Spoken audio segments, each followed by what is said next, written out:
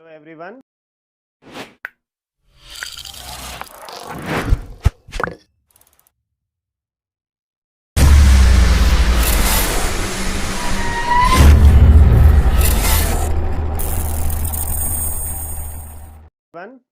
I'm Sanjeet और आप लोग देख रहे हैं संजीत WWTC। बच्चों, आज के क्लास में हम लोग क्लास 9 की ज्योग्राफी फर्स्ट चैप्टर के बारे में बात करेंगे।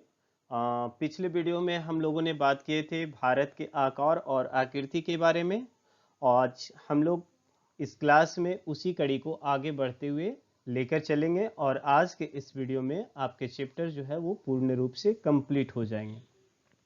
बस आप लोग वीडियो के अंत तक बने रहिए। मुझे पूरी आशा और उम्मीद है कि आप लोगों को यह वीडियो जो है वो काफ़ी समझ में आएगा और आज का क्लास आप सबों के लिए बहुत ही मज़ेदार होने वाला है। तो बस फटाफट आप लोग हमारे चैनल को सब्सक्राइब कर दीजिए और वीडियो को लाइक कर देंगे, है ना। और मैं एक बार फिर से आप सबों से कहना चाहूँगा कि आप लोग प्लीज़ वीडियो को अंत तक देखें, क्योंकि बच्चों आप लोगों के क्लास को बेहतर बनाने के लिए हम सभी शिक्षक जो हैं वो बहुत ही मेहनत कर रहे हैं और हम सबों की एक ही उम्मीद है, आप सबों से एक ही बात की अपेक्षा है कि यदि आप लोग हमारे मेहनत से किसी भी प्रकार से लाभान्वित हो जा रहे हैं तो समझिए कि हम लोगों का जो मेहनत है वो कहीं ना कहीं सफल हो जाएगा, है ना। तो जैसा कि आप लोग बच्चों देख रहे हैं, समय को देखते हुए मैं क्लास को बिगिन कर रहा हूं, ज़्यादा इधर उधर की बातें ना करूंगा, है ना। तो आज हम लोग बात करने जा रहे हैं भारत के बारे में, ठीक है। तो जैसा कि आपका एनसीईआरटी का कंटेंट है, बिल्कुल उसी के अकॉर्डिंगली मैं कंटेंट को तैयार किया हूं कि भारत के उत्तर पश्चिम, आप समझ सकते हो कि बच्चों की उत्तर पश्चिम किधर होता है, यानी कि नॉर्थ वेस्ट की मैं बात कर रहा हूं। आप यहाँ पे मैप देख रहे हो, जहां पे अभी मैं लोकेट कर रहा हूं, ये नॉर्थ हो गया और वेस्ट ये साइड हो गया, यानी नॉर्थ वेस्ट की बात यदि हम करें तो ये इलाका हो गया, ये क्षेत्र हो गए। तो वही लिख रहा है कि भारत के उत्तर पश्चिम, उत्तर तथा उत्तर पूर्वी सीमा पर वलित पर्वत है। आप जरा सा मानचित्र को अच्छे तरीके से समझिए कि इंडिया के नॉर्थ साइड में, नॉर्थ वेस्ट में एंड नॉर्दर्न ईस्टर्न पार्ट में ये क्या है, वलित पर्वत है, यानी कि हिमालय की बात हो रही है बच्चों। तो देखेंगे आप लोग, बिल्कुल ये हिमालय का विस्तार है, ये आपका नॉर्थ वेस्ट से होते हुए नॉर्थ में और फिर नॉर्थ ईस्ट में आपका यहाँ अरुणाचल प्रदेश तक हम लोग देखते हैं कि हिमालय का विकास है। हालांकि हिमालय के बारे में हम लोग अगले चैप्टर में पूर्ण रूप से डिटेल पढ़ेंगे कि हिमालय का निर्माण कैसे हुआ, हिमालय को कितने खंडों में विभाजित किया गया है, उन सभी चीजों के बारे में बात करेंगे, ठीक है। इसके दक्षिण का भूभाग उत्तर में चौड़ा है, यानी कि मैं इंडिया की बात कर रहा हूं कि इंडिया का जो साउदर्न पार्ट है, तो देखिए इंडिया का साउदर्न पार्ट ये हो गया, ठीक है। तो इस साउदर्न पार्ट का जो उत्तरी भाग है, नॉर्दर्न भाग है, तो ये वाला पार्ट हो गया, है ना। तो ये ज्यादा ब्रॉडर होगा, जहां पे मैं अभी आप लोगों को लेजर से दिखा रहा हूं, देखेंगे कि ये ज्यादा ब्रॉडर है, ज्यादा चौड़ा है और नीचे का पार्ट जो है वो साउदर्न पार्ट जो है वो कम चौड़ा है ना। वही लिख रहा है कि 22 डिग्री उत्तरी अक्षांश से हिंद महासागर की ओर यह संकरा होता गया है।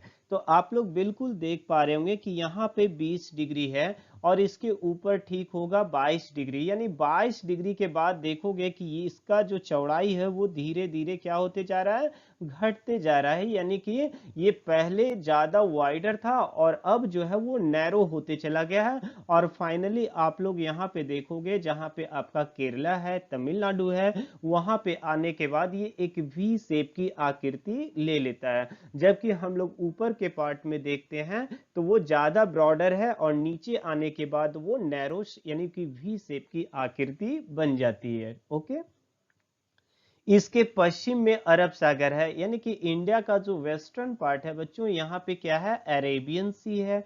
और इसी प्रकार से इसके पूर्वी भाग में बच्चों बे ऑफ बंगाल है, यानी कि बंगाल की खाड़ी स्थित है, जिसमें हमारा अंडमान निकोबार द्वीप समूह स्थित है।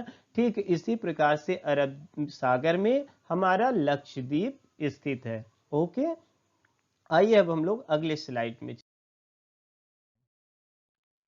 अब यहाँ पर बुक में आपका नेक्स्ट कंटेंट जो है वो भारत के मानक समय के बारे में कहा गया है ना। तो आइए अब हम लोग भारत के मानक समय के बारे में कहा देखते हैं, है ना, कि भारत का मानक समय 82.5 डिग्री देशांतर को लिया गया, 82.5 डिग्री पूर्वी देशांतर को। और यदि आप पिछले वीडियो को देखे होंगे तो मैं उसमें सारी बातों को बता दिया था कि भारत एक्चुअली में पूर्वी देशांतर में ही स्थित है ना।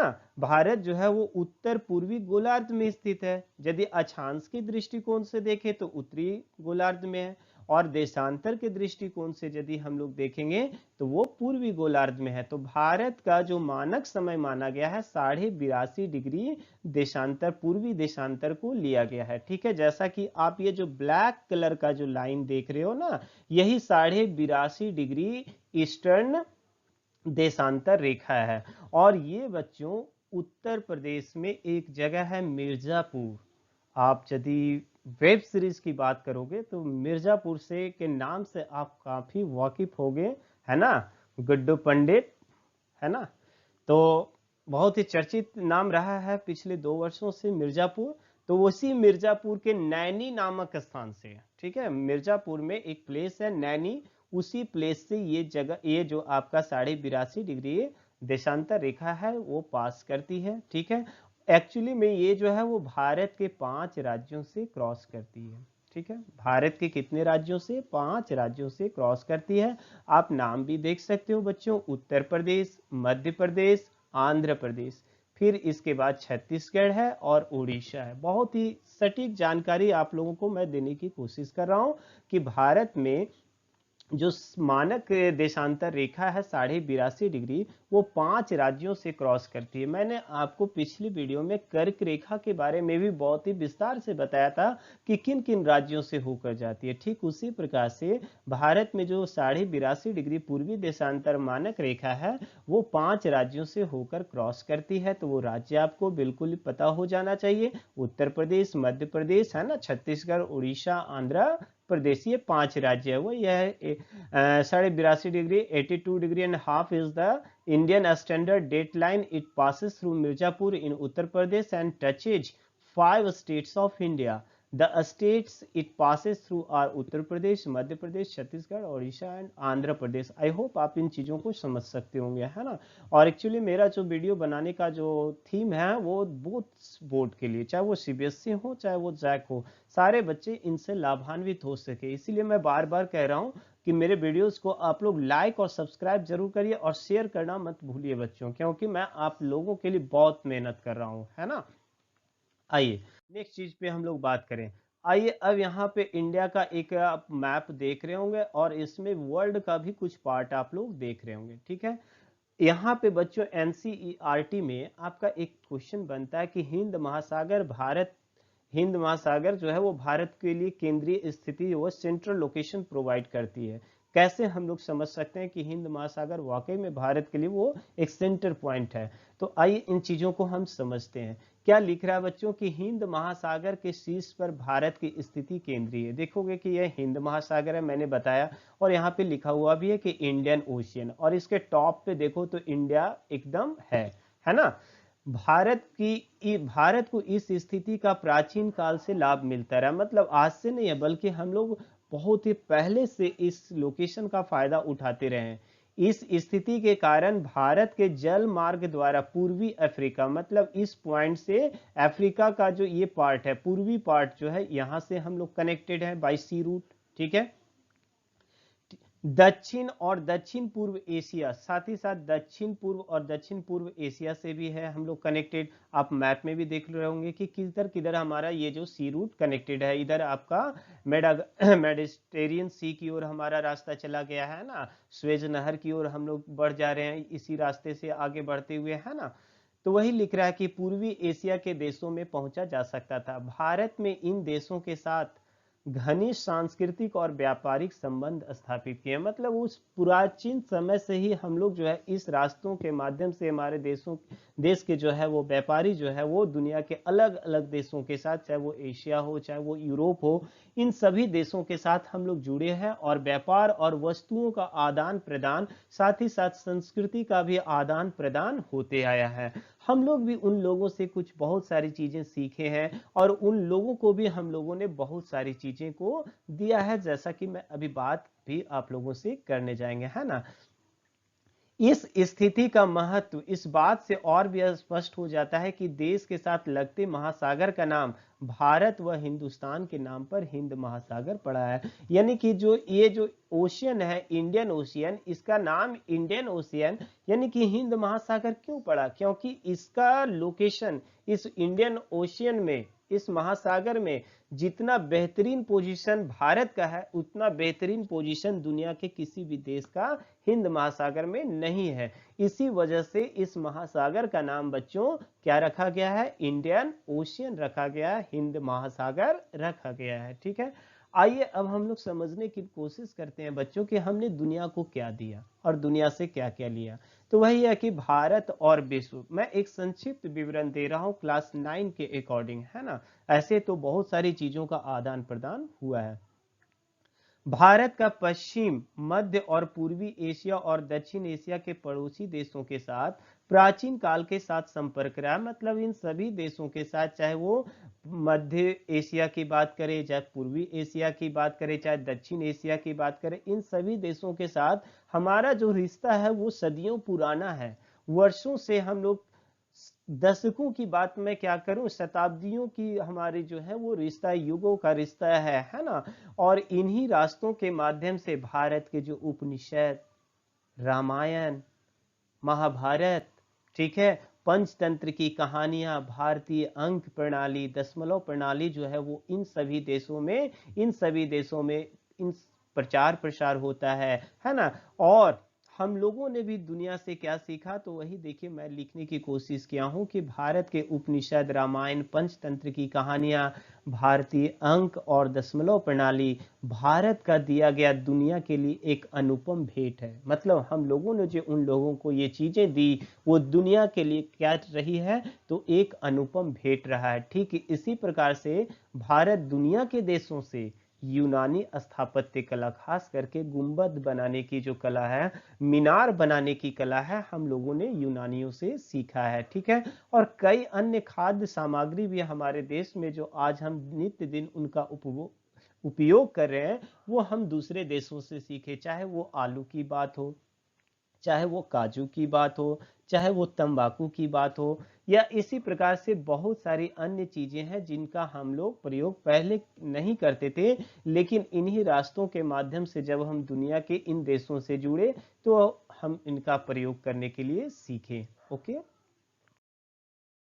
आइए यहाँ पर इस टॉपिक में बच्चों हम लोग भारत के पड़ोसी देशों के बारे में बात करने जा रहे हैं, है ना, कि भारत के कौन कौन से पड़ोसी देश हैं।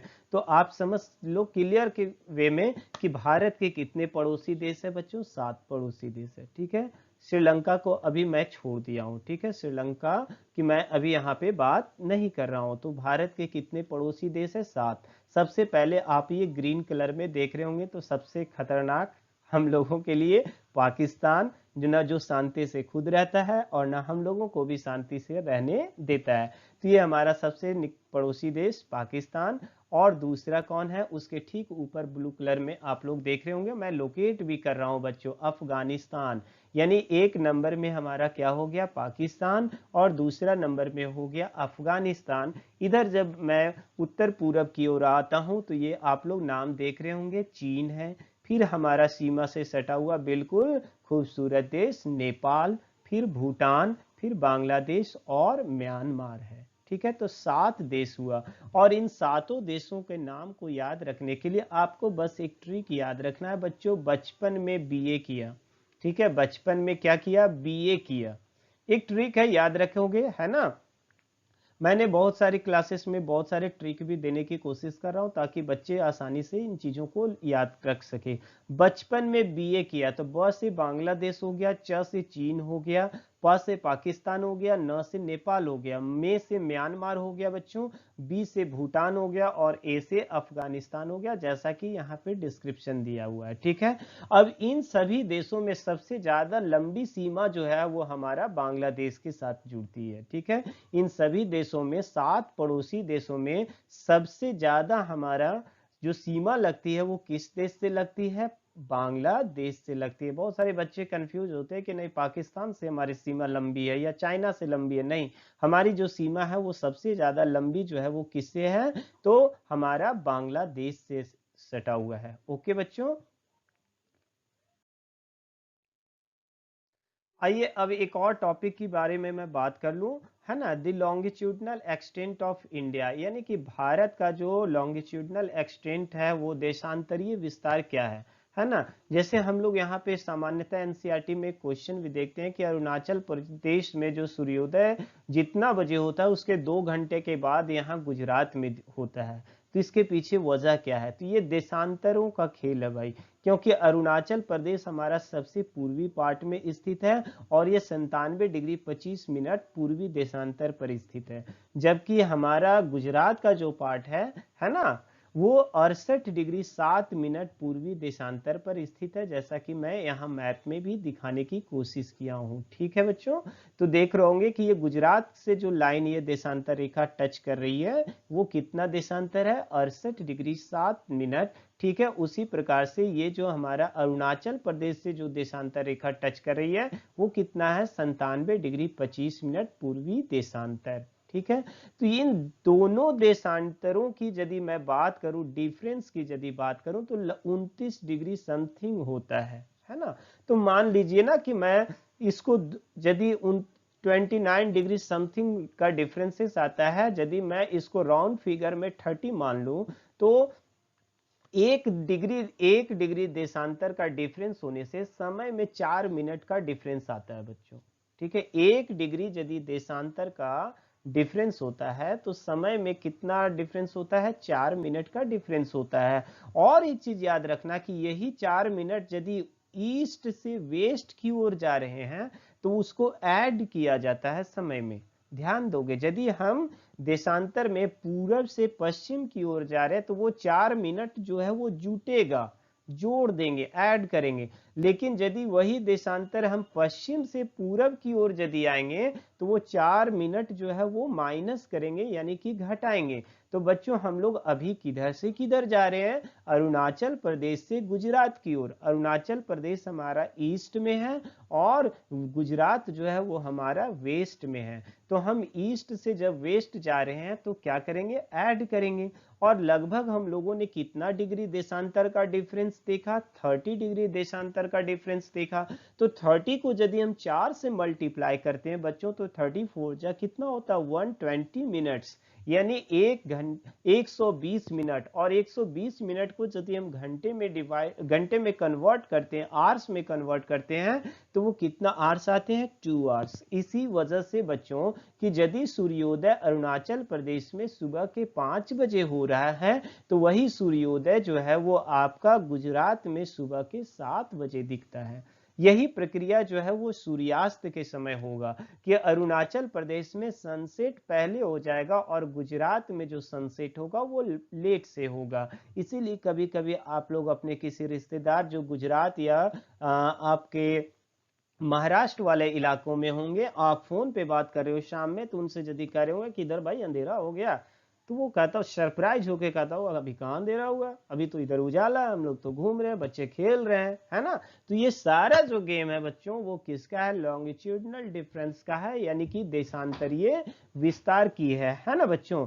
तो इसी चीज को मैंने यहाँ पे बतलाने की कोशिश किया हूँ कि the longitudinal extend of India is from 68 degree 7 minute to 97 degree to 25 minutes. Show the difference between east to west is of 29 degree of longitudes. एक prox मैंने बताया 29 डिग्री समथिंग। यदि 29 डिग्री लेंगे तो 160 मिनट्स होगा, और यदि 30 डिग्री हम राउंड फिगर में लेते हैं तो 120 मिनट्स, एग्जैक्ट 2 आवर्स हो जाएगा, है ना। That's enough. यदि आप इन चीज़ों को बिल्कुल भली भांति समझ गए होंगे तो बच्चों 9th क्लास का आपका फर्स्ट चैप्टर जो इंडिया साइज एंड लोकेशन है, मैं उम्मीद करता हूं कि आपको इसके किसी भी प्रश्न को बनाने में किसी भी प्रकार की कोई समस्या नहीं होगी। ठीक है बच्चों, तो फटाफट आप लोग वीडियो को लाइक कर दो और अंत में एक बार फिर से यदि सब्सक्राइब नहीं किए हो तो आप लोग सब्सक्राइब बटन को दबाना ना भूलिए और अपने दोस्तों के बीच में शेयर करिए। मिलते हैं फिर अगले वीडियो में। मैं संजीत, तब तक के लिए गुड बाय। स्वस्थ रहिए, सुरक्षित रहिए और दिल लगाकर पढ़ाई करते रहिए।